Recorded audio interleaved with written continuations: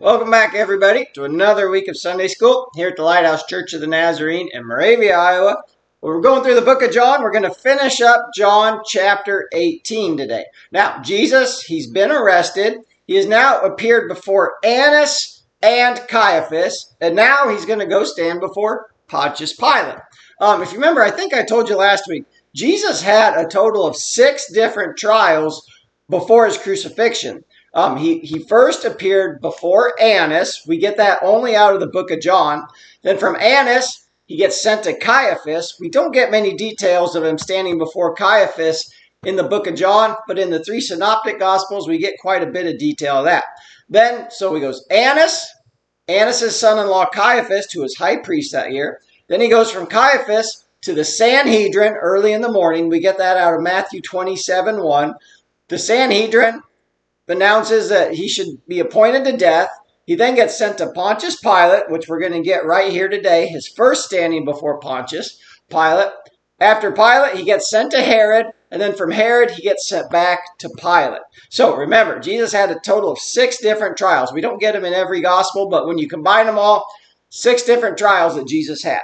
So, one other thing I want to remind everybody, when we're reading through all of this entire ordeal, we got to remember, Jesus was a volunteer. He was not a victim. He was in control the whole time. Everybody thinks that he was on trial before Pilate. No, really, Pilate was on trial before Jesus is the way it works. So we remember, Jesus was a volunteer. He was in entire control the whole time. So we're going to finish up John chapter 18 today, and we're going to start in verse 28. So, John chapter 18, verse 28. Let's get out our Bibles. Let's follow along. John chapter 18, verse 28. Then they led Jesus from Caiaphas to the praetorium. Like I said, we don't get any details out of the book of John when he stood before Caiaphas or when he stood before the Sanhedrin. We don't get any details out of that. Now, when they do stand before those out of the other Gospels, what happens? Well, they start bringing in false witnesses. Then Caiaphas asks him, he says, I put you under the oath. Tell us if you are the Christ, the Son of the living God. And what does Jesus say? It is as you say, I am. Hereafter you will see the Son of Man coming on the clouds of heaven, sitting at the right hand of God and coming on the clouds of heaven. So, verse 28, then they led Jesus from Caiaphas into the praetorium. Now, what was the praetorium? This was most likely the Antonia fortress. It was actually built by Herod and named after Mark Antony. That's probably what this praetorium is. The only other possibility is that Pilate was staying at Herod's palace, but most likely not, because we do know that Herod was in town at this time. So Pilate usually stayed in Caesarea Philippi along the coast, but during these great feasts, he would come into Jerusalem, and that's where he stayed, in the praetorium at the Antonia fortress. Also, notice what time they came here. Verse 28, then they led Jesus from Caiaphas into the praetorium, and it was early morning. Now, when we go to John 19:14, it'll be in the next chapter. It tells us that it was the 6th hour. So this is all happening at 6 in the morning. They're knocking on Pilate's door. He hasn't even had his morning coffee yet. 6 in the morning. They're like, hey, you got to do something with this Jesus right here. Remember, all the other trials happened in the middle of the night. So this is happening at 6 in the morning.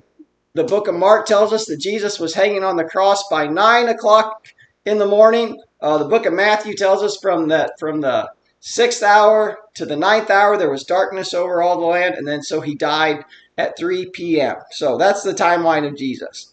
So they led Jesus from Caiaphas to the praetorium, and it was early morning. But they themselves did not go into the praetorium, lest they should be defiled, but that they might eat the Passover. What is this? Well, this was just a tradition that they had. This was their oral tradition that entering the dwelling place of a Gentile would make them unclean. Jesus talked about this. He said, you hypocrites, I believe it's in the 23rd chapter of Matthew, he said, you guys are hypocrites. You strain out a gnat, but you swallow a camel. So this is just something right here. Do you realize the irony of this? They're saying, oh, we can't go in there lest we should defile ourselves. We can't go into the dwelling place of a Gentile, but we can murder this just person right here. We're okay with that. So you notice, Pilate says, it says Pilate had to go out to them. In verse 29 here it says, Pilate then went out to them. he had to go out to them because they weren't coming into him. And he said, what accusations do you bring against this man? So they bring Jesus before Pilate. Pilate goes out and says, what accusations do you bring against this man? What's going on here? Guys, it's early morning. What's the deal? Verse 30, what do they say here? They answered and said to him, if he were not an evildoer, we would not have delivered him up to you. What do they basically say? They basically say, oh, just take our word for it. Just believe us on this matter. Just trust us. He needs to be executed. We aren't going to give you any reasons why. Now, they actually had come up with some charges against Jesus. And we get them out of the 23rd chapter of Luke. What were these charges? They said that he was perverting the nation, leading the nation astray. They said that he was forbidding to pay taxes to Caesar, which we know that's not true because Jesus said, render unto Caesar what is Caesar's and what is to God's unto God's. He didn't say we had to do it with a joyful heart, but he did say we had to pay our taxes. And the third thing that we get out of the 23rd chapter of Luke is that he was saying he was a king. So those are the charges that they brought up against him. I also want us to think about this right now. Think about what Jesus looks like standing before Pilate. He's been up all night. Who knows how long he's been up, but he's been up well over 24 hours. We know that when he was in the garden, he was sweating great drops of blood. So he surely looks like a mess. Plus, when he was standing before the Sanhedrin and Caiaphas, we know he got slapped once when he was in front of Annas. So he's probably been beat up a couple of times here. All right, so verse 31, Pilate said to them, you take him, judge him according to your law. Pilate could care less about this. He wants nothing to do with this. He wants to wash his hands of this matter, which he's going to do in a little bit.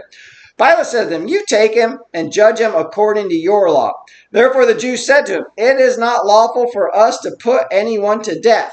The right to be able to execute people was taken away from them in 6 AD when the Romans took over Jerusalem. They were not allowed to execute people. Now, we know that they did because real quickly here, when we get into the book of Acts, we know that they're going to stone Stephen.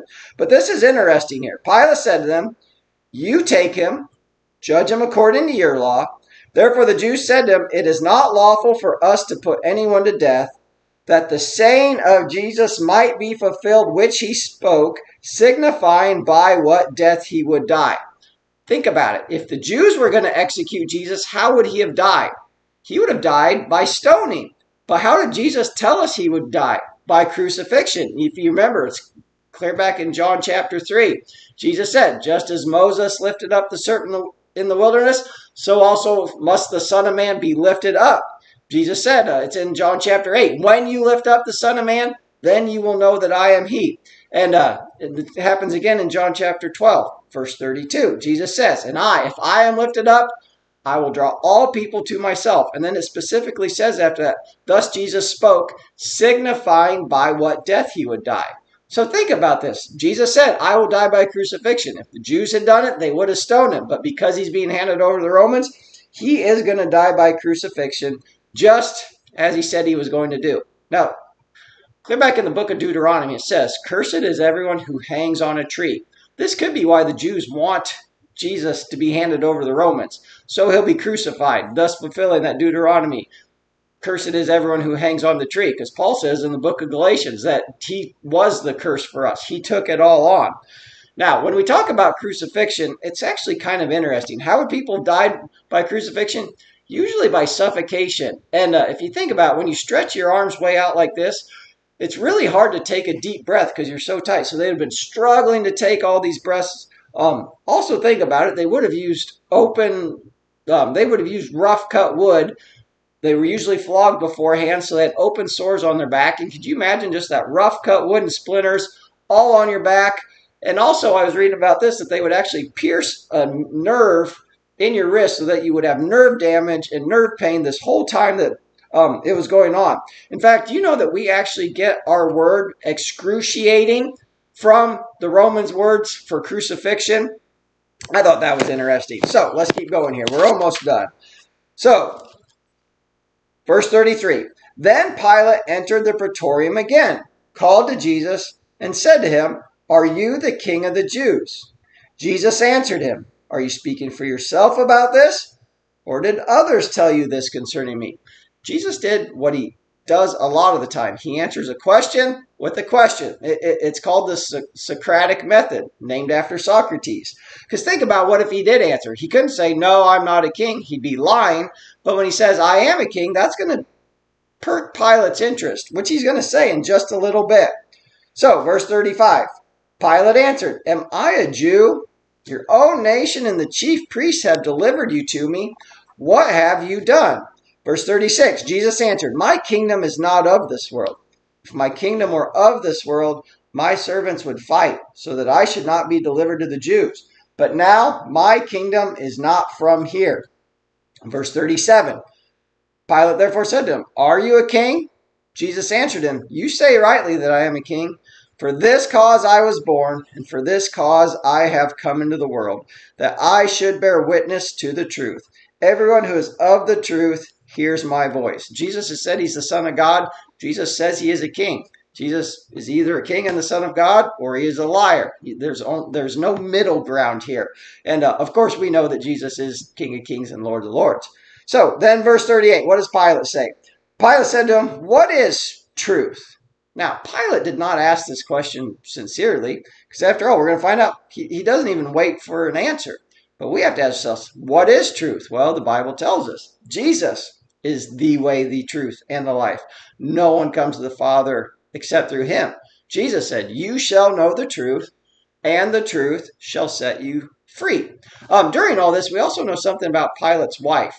Pilate's wife told him, said, hey, have nothing to do with this just man, because I have suffered many things in a dream today because of him. And the interesting thing, do you know Pilate's wife was actually the granddaughter of Caesar? That's how Pilate got his job, by marrying into the family. Yeah, his wife was a granddaughter of Caesar. Let's keep going here. We're almost done. Pilate said to him, what is truth? And when he had said this, he went out again to the Jews and said to them, I find no fault in this man at all. But you have a custom that I should release someone to you at the Passover. Do you therefore want me to release to you the king of the Jews?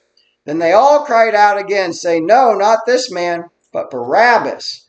Now, Barabbas was a robber. Now, Pilate's trying not to get involved. He says, hey, I always release somebody to you. How about we release this guy? And they say, no, we want Barabbas. Do you know Barabbas, if you go, it's in Matthew chapter 27. Only NIV says this, but Barabbas' name is actually Jesus Barabbas. And Barabbas means son of a father, son of Abba. Simon Bar Jonah means son of Jonah. That's so.